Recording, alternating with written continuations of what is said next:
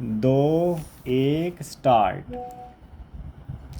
Sir, 40 years ago, when we achieved our independence, it was not the end of our fight, but a beginning of a new fight, a fight against poverty, and a fight to make freedom a reality for our teeming millions.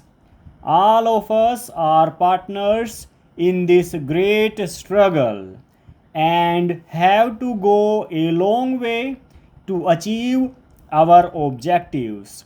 We have to ensure a better life for our children and find more jobs for our young men. During the last 50 years, we have covered a long journey, a journey not of comforts alone, but of many hardships, difficulties, and dangers. But as you know, we are today stronger than ever before.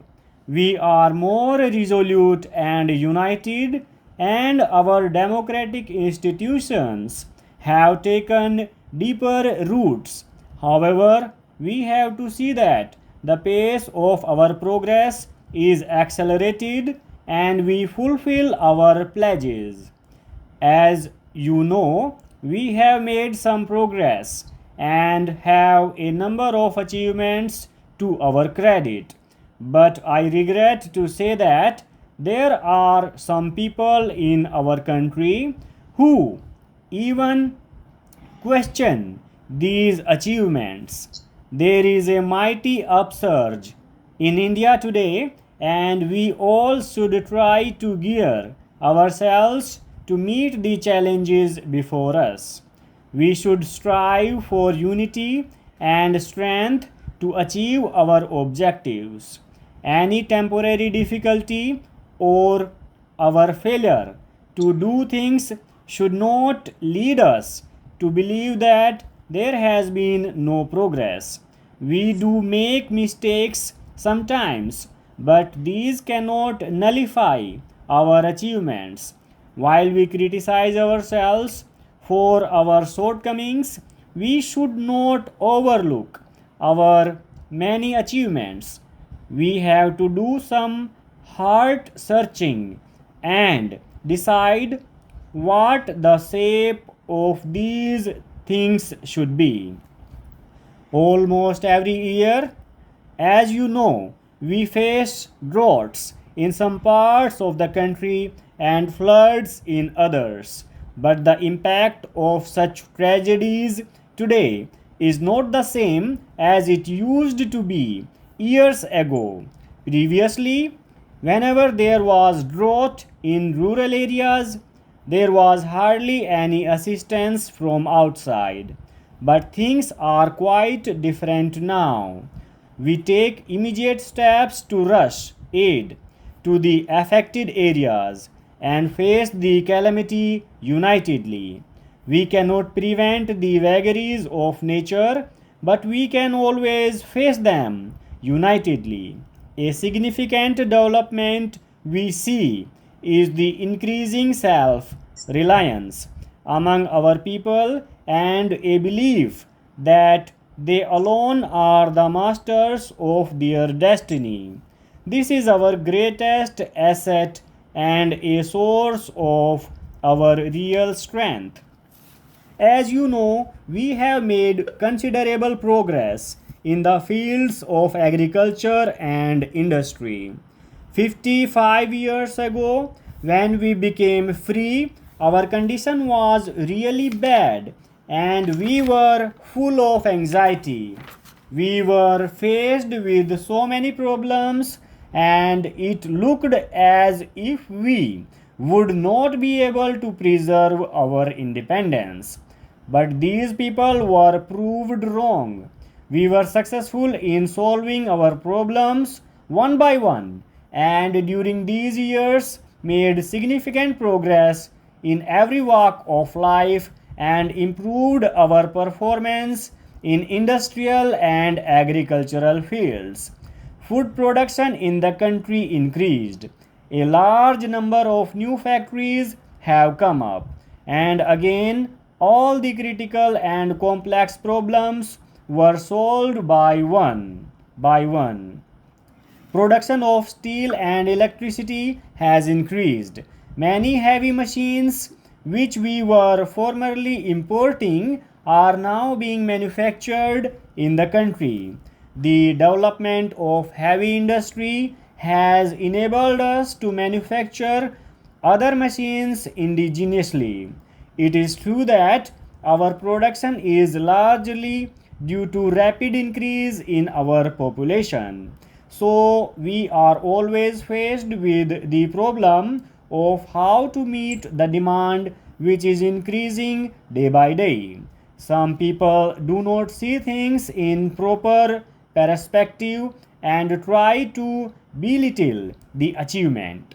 Such persons who close their eyes to the realities are no friends of the people.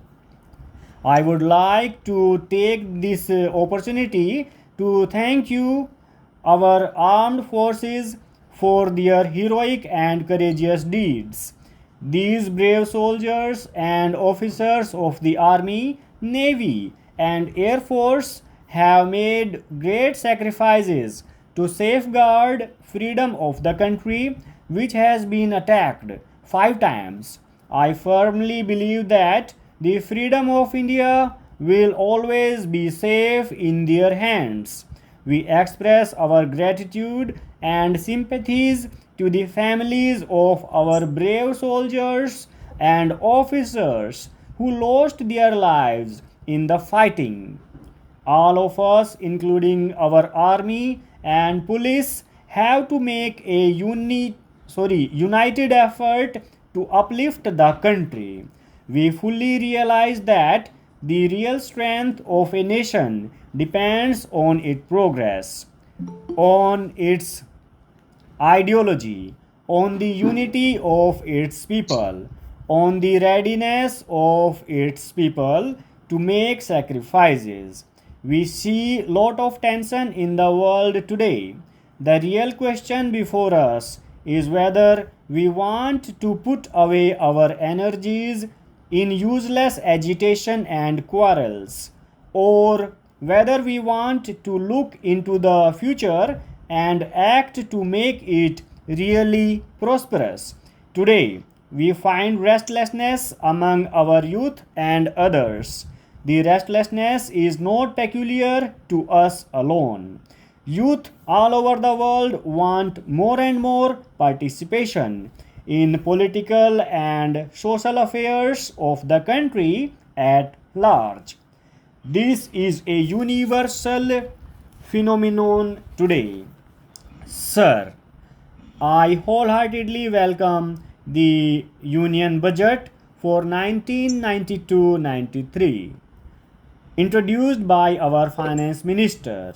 This budget is not just a riddle of figures. This budget is framed keeping in view the economic crisis which is threatening the country. It has covered a wide range and all the problems were kept in mind while framing it. We should all realize and remember one thing, that when this government came to power, the economic condition of the country was very bad. Taking into consideration the resources at our disposal, planning the allocation of funds is not an easy job. It will not be an exaggeration if I say that it was a Herculean task for our finance minister.